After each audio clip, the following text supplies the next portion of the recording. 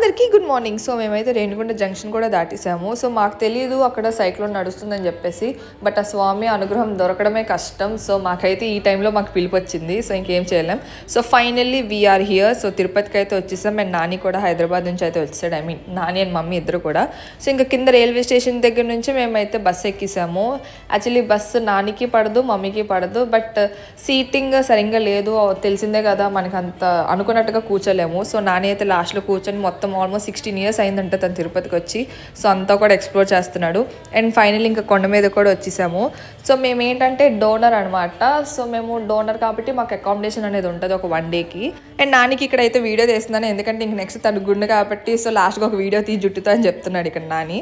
So ఇంకా నానిని బాబీని అయితే ఒక దగ్గర కూర్చోబెట్టేసి ఇంక నేను మమ్మీ అయితే అకామిడేషన్ ఆఫీస్కి అయితే వెళ్ళిపోయాము. అండ్ మాకైతే రిసిప్ట్ కూడా ఇచ్చేసారు.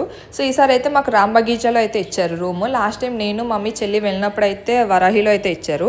సో ఇది మా సెకండ్ ట్రిప్ అనమాట, డోనర్ కట్టిన తర్వాత. సో దిస్ ఈజ్ ఆ రూమ్. వ్యూ అయితే అదిరిపోయింది. సో నెక్స్ట్ దర్శనం వీడియోలో అయితే కలుద్దాం.